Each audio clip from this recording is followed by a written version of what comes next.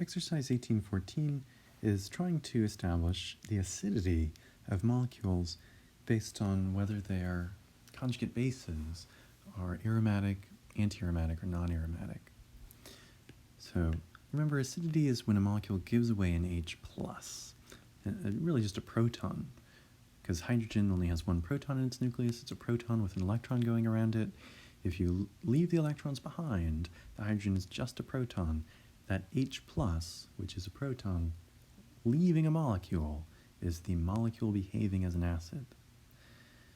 Now, on the molecule on the left, there is one carbon, which, if it loses its hydrogen, if it were to give up the hydrogen there, it doesn't take the electron, so it has the plus charge.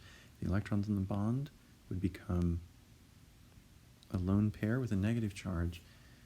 That has the capacity to create parallel p orbitals on every atom in the ring.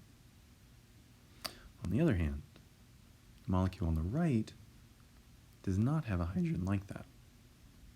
Just for the sake of comparison, let's imagine it has the hydrogen there. If that hydrogen tries to leave without taking its electrons, so it gets that plus charge, the electrons that were in the bond become a lone pair and have a negative charge. Now we have to see which of these two molecules is more stable. Whichever one is more stable will let the hydrogen get away more often, and it'll be more acidic.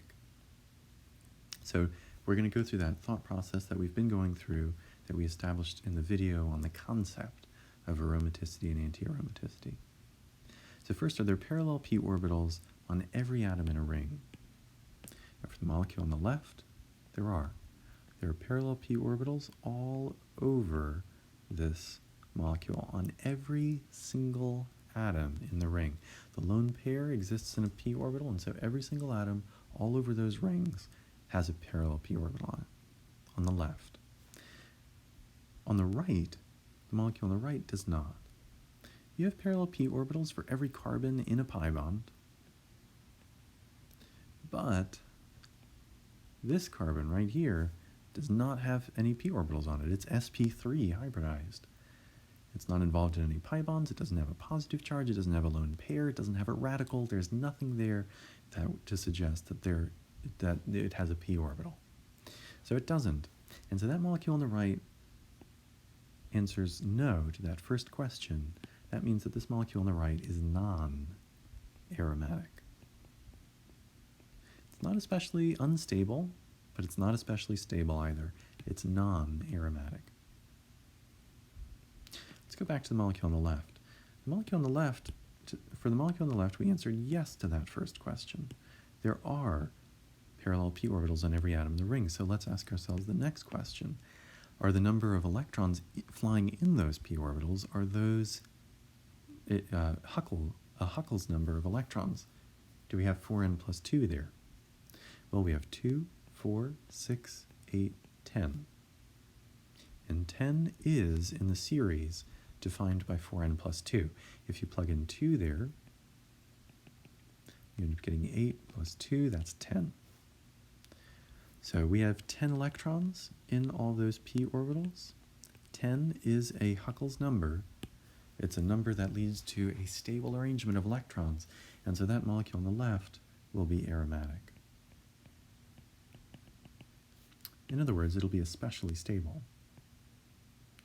Well, if we go back and we consider the scenario of which of these molecules will let the hydrogen get away, the molecule on the left will let this H plus get away all the time.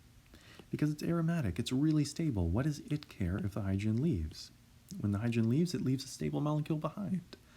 It's not going to chase after it. It's not going to be so attracted to the positive charge. The molecule on the left is non-aromatic. The molecule on the right is non-aromatic.